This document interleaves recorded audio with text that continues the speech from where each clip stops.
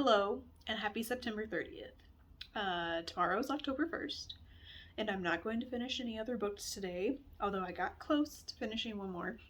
So we're going to do my wrap up. So, starting out with a few stats. I read 14 books this month, and of those 14, I had 8 from my physical TBR, and of those 8, I'm keeping 4. So I'm getting rid of 4 of the 8 that I read. And I hauled 3, so we're net positive for once.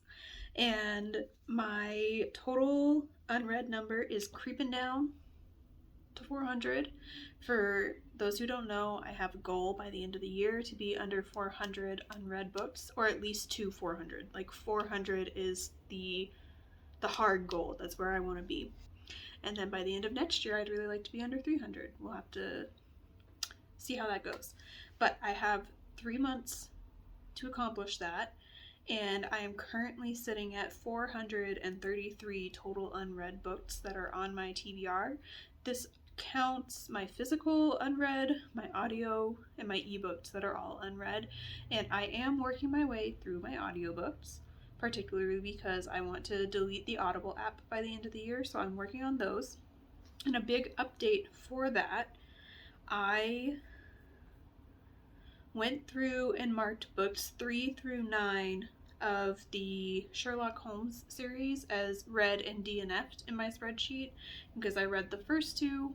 I listened to them on audio probably over a year ago at this point. I don't remember exactly when I read them, but I marked the rest of them as DNF'd because I didn't love the first 2, and I don't want to force myself to listen to 7 more books. So we're not gonna bother with those anymore. I was going to tell you how many books I have left on Audible, but these are not separated by Audible and Libro, and I can't remember for sure which ones of these are on Audible. I think I have about 10 books left. One of those is Don Quixote. We'll see if I actually read that. It might be a I start it and DNF it situation. For my Storygraph goal, I think I'm caught up on both. So right now it's saying that I am on track for my book count goal, which is 150. I'm currently at 112, which means I need to read 38 books by the end of the year. And that means I need to average between 12 and 13 books a month to reach that goal, which I don't think is going to be an issue. I have quite a few shorter books on the docket for the rest of the year, quite a few romance and thrillers, which are generally easy for me to get through. And I also have some new releases and some arcs that I'm really excited about. So I don't think that'll be a problem. I think I am definitely going to hit my page goal. Right now it says I am ahead by 1,861 pages.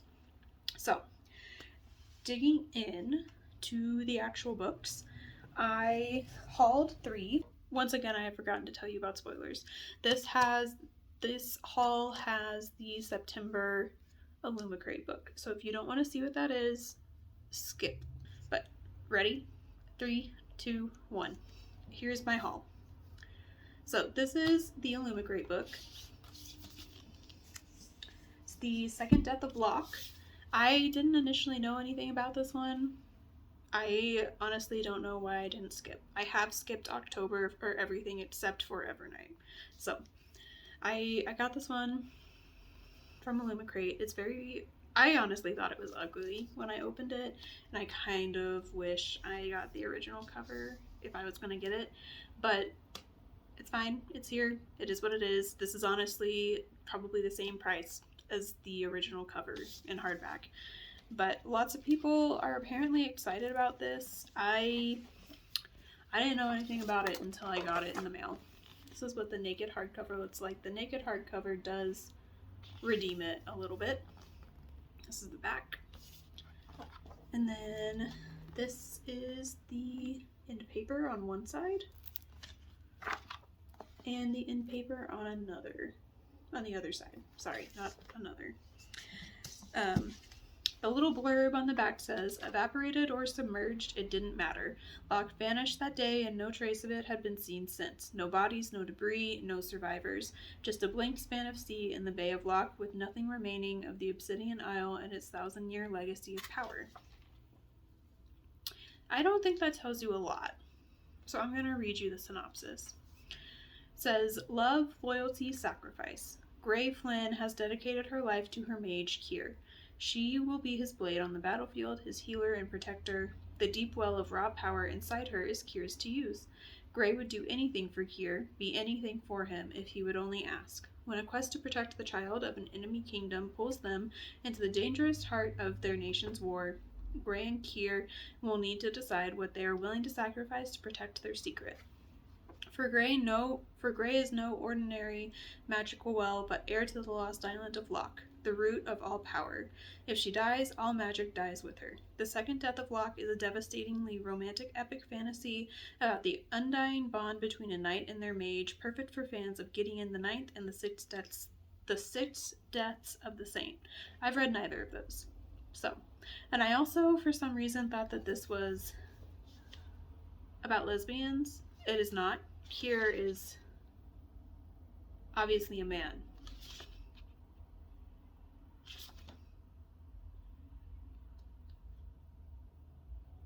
And they refer to Kier as him. So, it says that V.L. Bobolino has written 3 YA horror novels. I've never heard of any of them.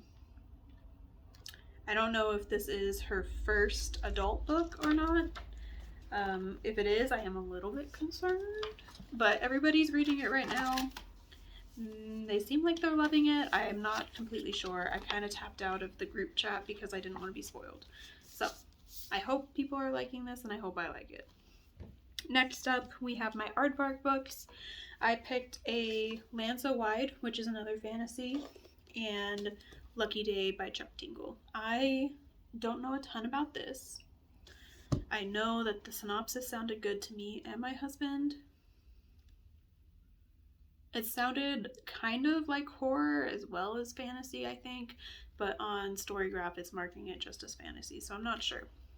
It says, the town of Mistaken has a secret. Mistaken is a tiny settlement in the beautiful but brutal Canadian wilderness, blessed with rich natural resources, and cursed with unspeakable dangers. Just outside the town's warding stones lurk the Bright-Eyes, insatiable monsters who have rained utter destruction down on nearby villages.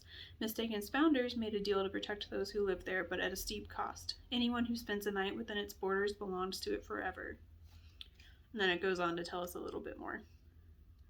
I think it says that this author is the same author as House of Salt and Sorrows, which I have heard of, but I haven't read. And yeah, it sounded good. Hopefully it is good.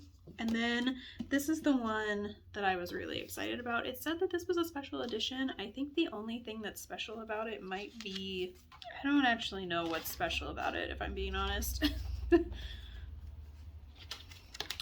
Oh, it's this. This is the special part. So it has like a foil design on the naked hardcover. I read Bury Your Gaze by Chuck Tingle last year and I loved it. So that was part of why I got this one. This one says, 4 years ago, an unthinkable disaster occurred. In what is later known as the low probability event, 8 million people were killed in a single day, all of them dying in improbable, bizarre ways. Strangled by balloon ropes, torn apart by exploding manhole covers, attacked by a chimpanzee wielding a typewriter. A day of freak accidents that proved anything is possible no matter the odds. Luck is real now, and it's not always good. This one's kind of short. I'm honestly probably going to put it on my October TBR. And wow, Chuck Tingle does not look how I thought he would look. But yeah, I really liked Bury Your Gaze. It was very creepy, very well written, and I hope that this delivers a similar vibe. So that's the haul. That's all I got this month. Now we're going to move into the books. So I'm going to start with books that I know have dedicated videos. They might not be out yet, but they will be soon. and that is these two.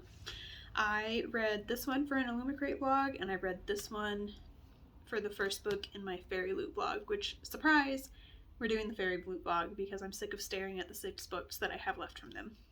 I gave To Gaze Upon Wicked Gods 4 stars, I think, and then I gave The Hurricane Wars 5 stars, surprisingly. I was not anticipating loving this book as much as I did, and this one was also a bit of a surprise, but it still didn't quite itch the 5-star feeling for me. And detailed synopses and reviews will be in those videos once I get done editing them. Next up, I have The Honey Witch. I loved this book. I gave it 4.5 stars. And the reason I took half a star off is because I felt like the enemies to lovers romance in this book switched from enemies to lovers too fast. I didn't think it had enough of a build up from them hating each other to being friends to loving each other. I feel like this book could have been longer, honestly. But this one is about a honey witch. Imagine that. Imagine the title actually pertains to the book. But this is about Marigold Claude, who is having trouble getting a marriage proposal, and her grandmother, who she hasn't seen for many years because of something that happened during her childhood, comes to visit and explains Marigold's magical abilities to her, and Marigold ends up going with her grandmother and becoming the new honey witch on the island that her grandmother has been living on and working as their resident witch for years. And in this world, there are honey witches and there are ash witches. Marigold is a honey witch, as is her grandmother, and then the ash witches are the reason Marigold and her family left the Isle when she was young, and that is because one of the ash witches decided that she wanted to take over the Isle, and she tried to kill Marigold and her grandmother, and from that point on, her grandmother has been placing protective spells on the island, and one of our I don't think I want to tell you that. I don't think I want to tell you the twist at all. But she ends up trying to prove that magic is real to this woman named Lottie, who is, I don't remember his name. There's a guy from her childhood that comes back to visit and brings his new best friend Lottie. And one of the things that goes along with being the Isle's honey witch is that Marigold is cursed and she can never be loved. The curse will actually kill anybody who loves her and tries to physically love her, and so she is trying to figure out a way to break this curse, and she ends up falling in love with Lottie, and Lottie doesn't believe in magic. So this is going I'm not doing a good job at explaining this. This book was very cute and sweet, and there were some hard things. I would say there's a trigger warning for death of a family member, and I don't think there are other trigger warnings. There might be some that I'm missing, but death of a family member is the big thing. Let me see if Storygraph has more. There's fire, death, grief. There's sexual content, although I don't remember sexual content being forced. I think it was always consensual. Death of a parent, apparently miscarriage. I don't remember that. Infertility, torture, and confinement. Yeah. It was overall a very happy book. It was exactly what I needed a couple of weeks ago when I was in a really dark place and not feeling great about anything. So, I really liked it. Just wish the romance had a little bit more development. Next up, I read Spy Family Volume 13.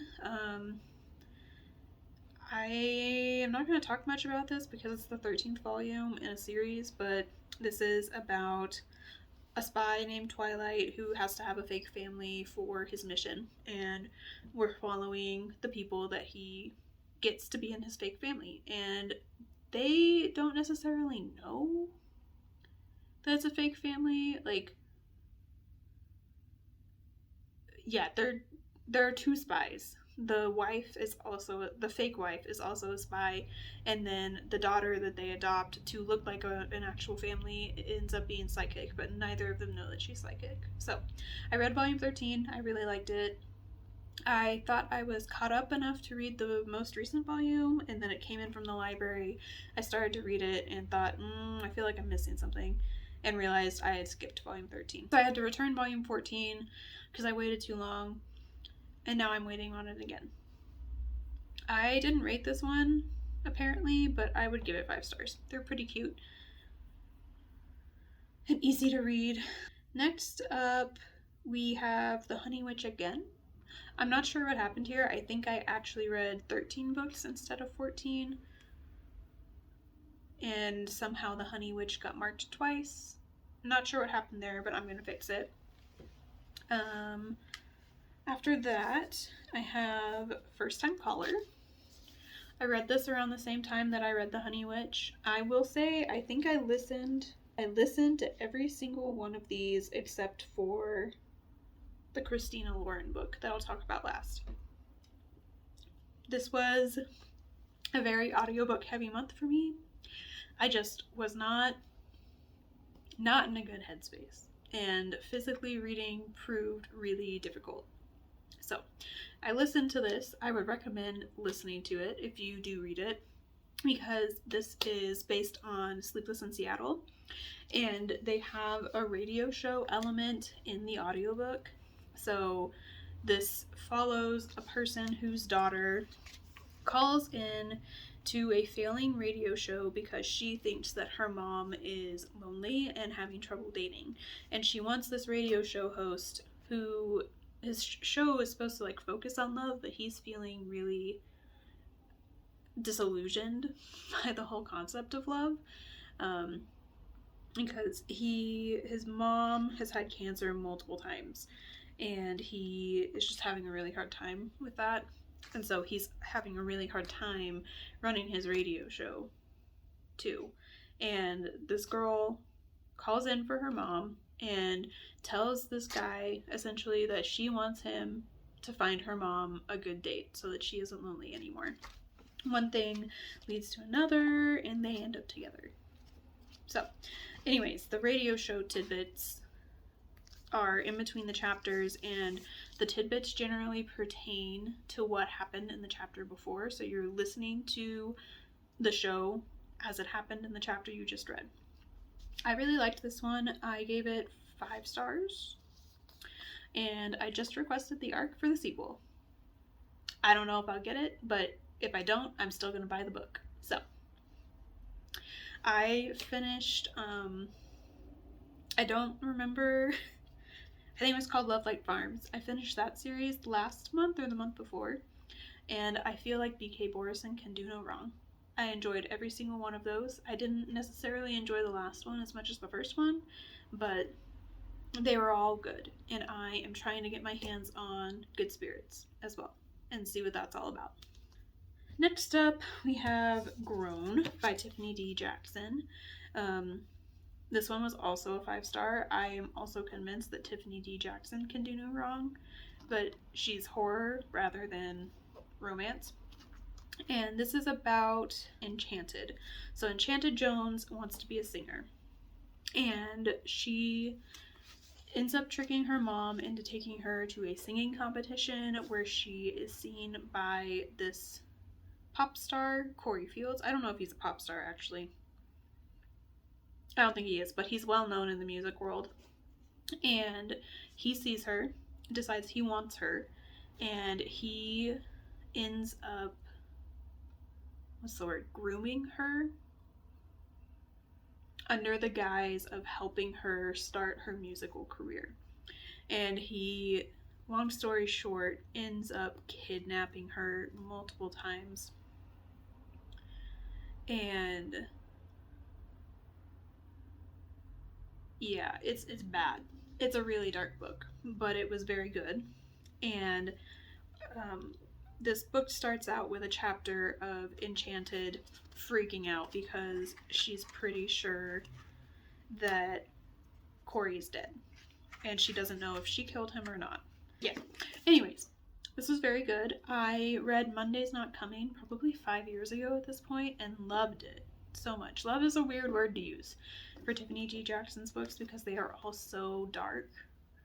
But the writing style is just so good, and it's like I can't put them down when I'm reading them. I need to know what happened, and her chapters are so short that it's like compulsively readable.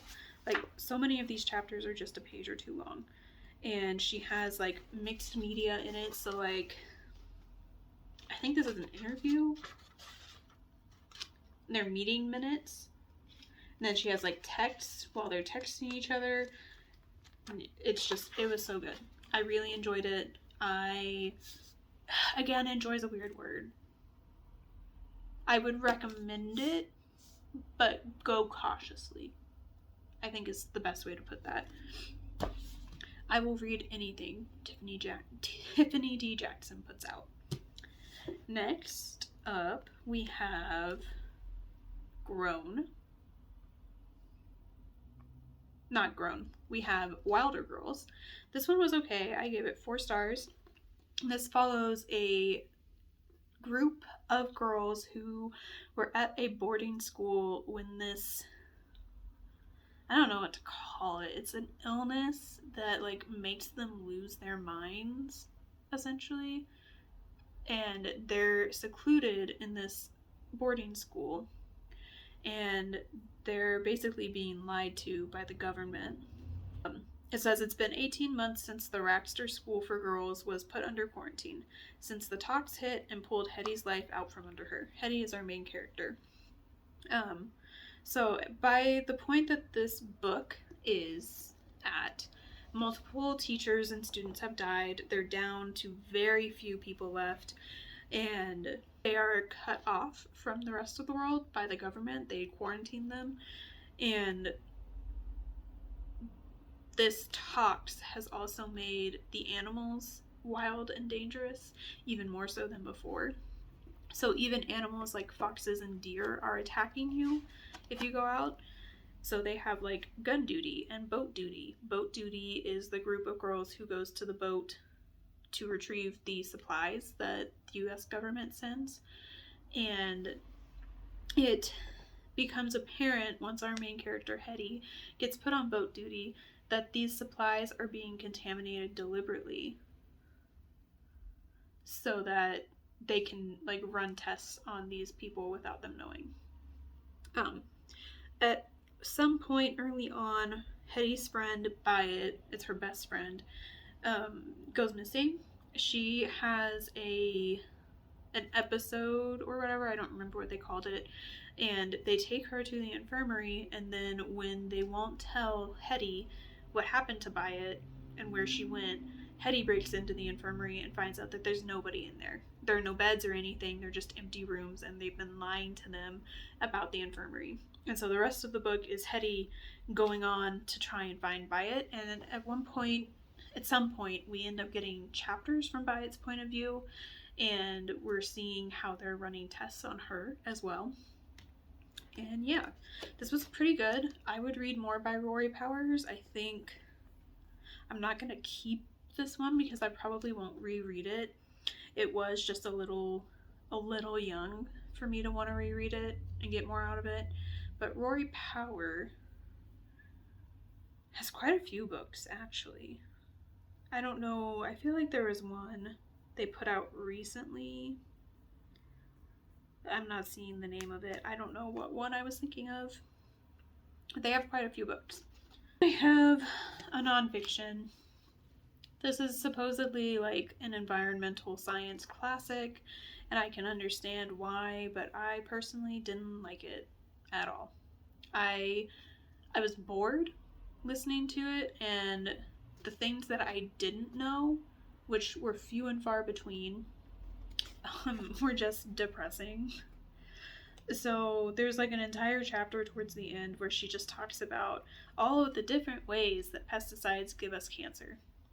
I get it. I know that. Okay? I'm not going to keep this one either. This was on my 25 and 25. I'm glad I read it, so now I know what everyone's talking about, but I didn't really learn much. I guess I should tell you what this is about instead of just ranting. So Rachel Carson published this book in 1962 and essentially forced the banning of DDT, which was the pesticide that was, I think it was causing eagle eggs to have really thin shells, so eaglets wouldn't make it to adulthood, essentially. And that sparked all of this research about how pesticides affect literally everything about our environment. And while I definitely acknowledge that this was important at the time and it caused great change, I don't know that everybody in the environmental science program needs to read this. I think we can just get away with reading the important parts and doing excerpts. I don't know. Yeah, let me know what you think. I also bought the audio of Silent Spring Revolution, and it's like 4 times as long as this, so I don't know when I'm gonna get to it, but I'm kind of regretting it now that I've read this. I kind of wish I had just gotten the audiobook from the library instead of buying it. But yeah, that was fine. I don't know that I rated it because I felt weird. No, I rated it. It was 3 stars, but I do feel weird giving it 3 stars. Then we have the last physical book that I read. That is Love in Other Words by Christina Lauren. I think this is the only book that I read physically, like completely physically. I don't think I had the audiobook ever for it. I am not going to keep this one either.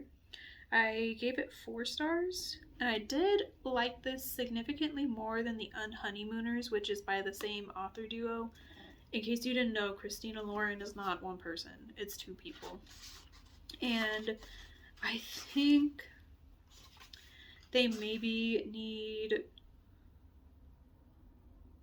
to dictate who wrote the majority of what, because this felt like it was by a completely different person than The Unhoneymooners. I think if you liked, what was it, Every Summer After by Carly Fortune, you would really like this. It has a similar premise, but a pretty different setup.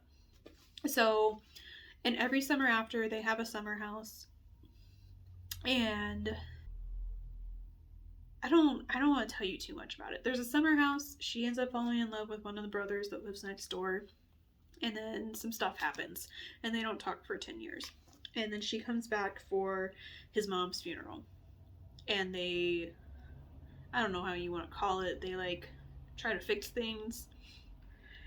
He's definitely still in love with her. She doesn't realize it, but she's still in love with him too. Whatever.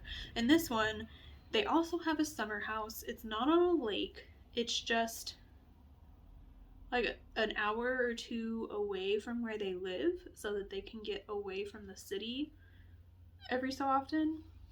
Her mom, the main character's mom, dies when she's a kid. She has cancer, I think. And it kills her pretty young. And when they move into this house, the boy who lives next door is hiding in her closet because it's a good reading spot, apparently. And they end up becoming best friends. They stay best friends for 6 years, and then they become romantically involved. And shortly after becoming romantically involved, they have a falling out because long distance is really hard, especially on teenagers. And I can't actually tell you that without spoiling the book. Something awful happens after this falling out, and the boy never knows what it was.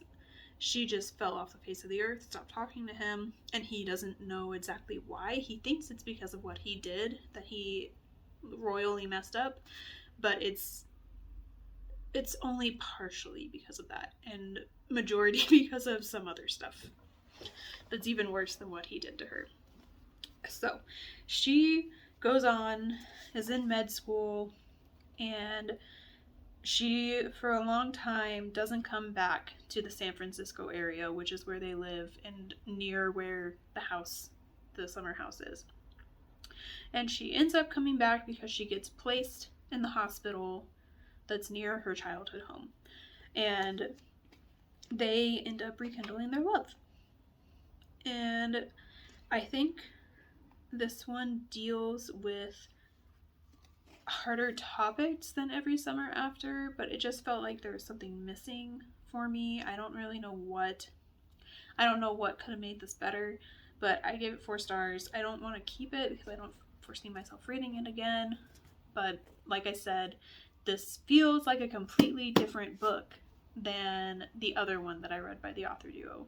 And I don't love that. I know that like it's 2 people writing together, but I feel like if you're going to both like trade off, or you're going to let one person's writing style commandeer the whole book, then maybe you should just write separately and edit each other's books. I don't know. I have one more by this author duo. It's called In a Holidays, and I'm gonna try to read it in December. And that'll be like the final line. If I like that one, I'll keep reading them, but probably not buying them. Now it's time to go through the books I read from the library or that I had as ARCs. First up, we have Strange Pictures. This has been a phenomenon. Everybody wants to read it, and I didn't love it. I think this is the lowest rating I've given in a while. I gave it 2.5 stars. It's a very short book, like a mystery book that's set in 4 chapters, and each chapter is focusing on a different person, but they each center around the set of pictures that an artist drew. And while it was very creepy, I was being, to quote Sid Bookworm, who I just watched review this, I was being spoon-fed the solution to the mystery the entire time. And honestly, I was able to guess the culprit in the 2nd chapter because of how much information they spoon-fed me. I will not be reading Strange Houses. I felt like this was unfortunately a waste of my time.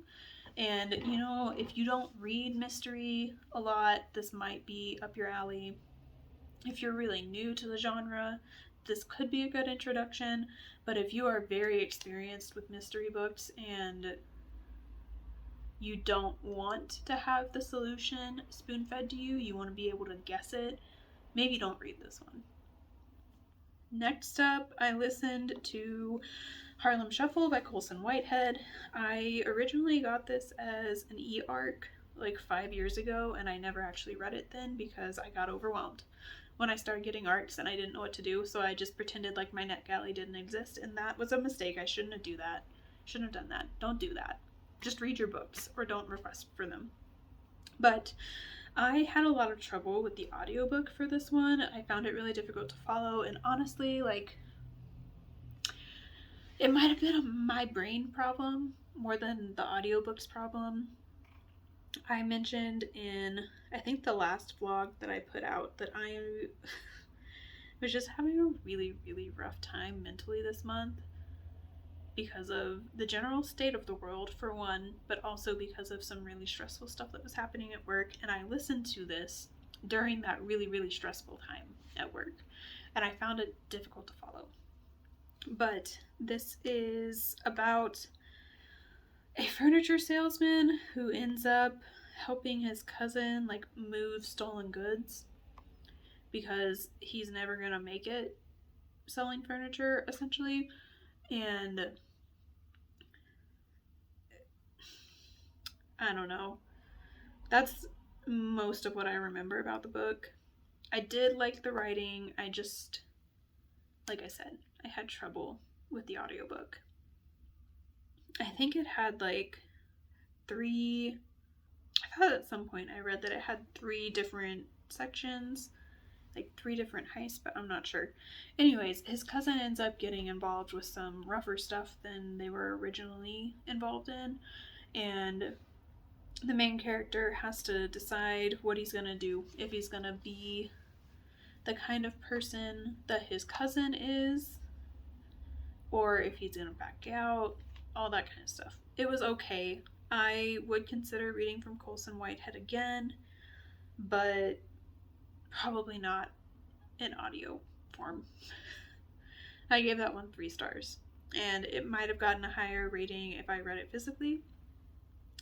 And then I read another arc named Moonflow by Bitter Corella. This one actually, I think it came out recently. It came out on September 2nd of this year. I got an audiobook. I don't know what you call those. An arc in audio form.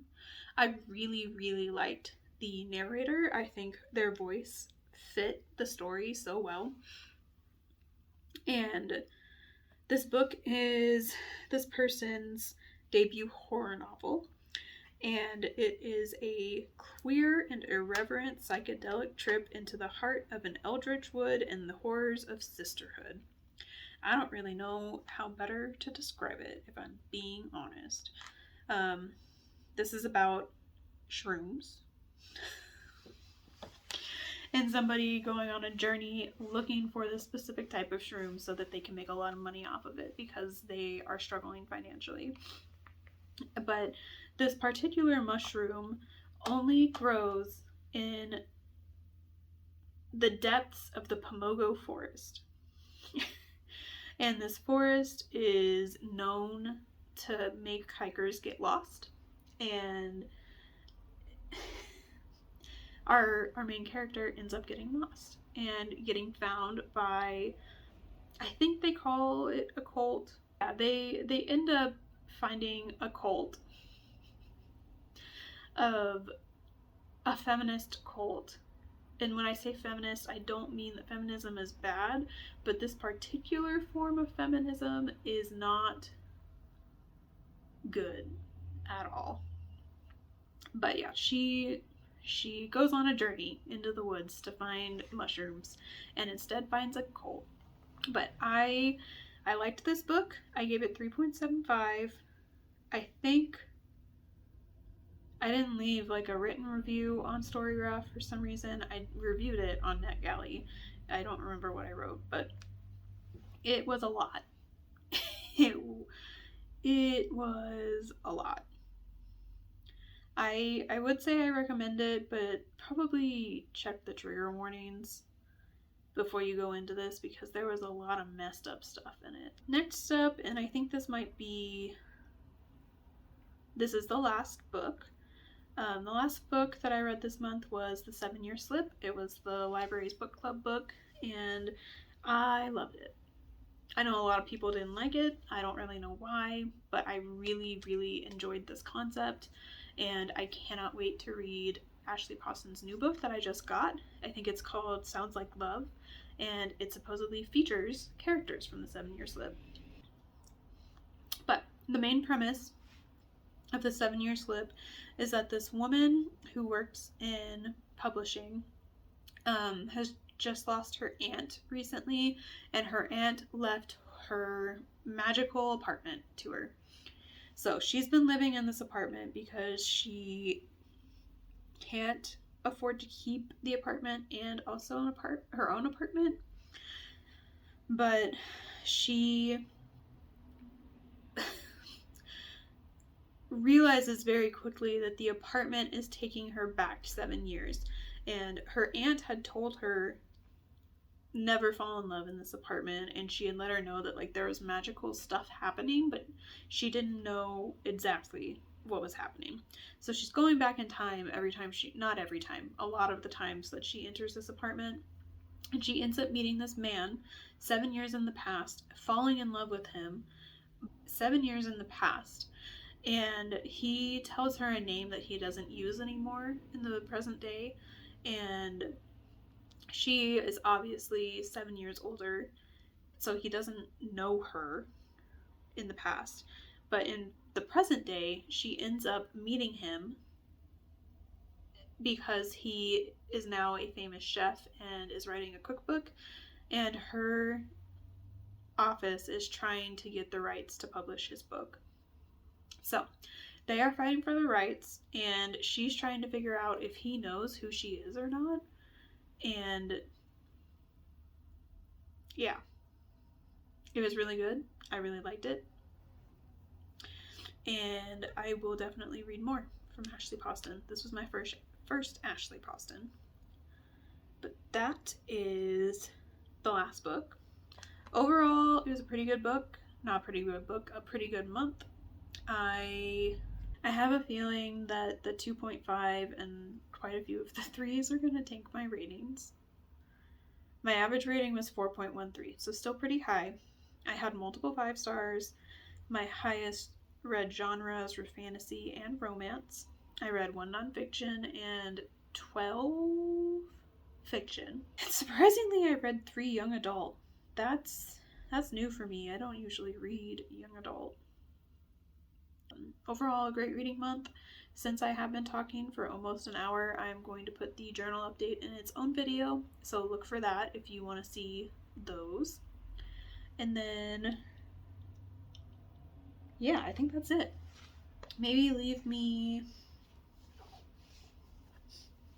I've read a lot of romance, so leave me your favorite heart emoji in the comments if you've made it this far and have nothing else to say. And I will see you in the next one soon. Thanks for watching. Bye!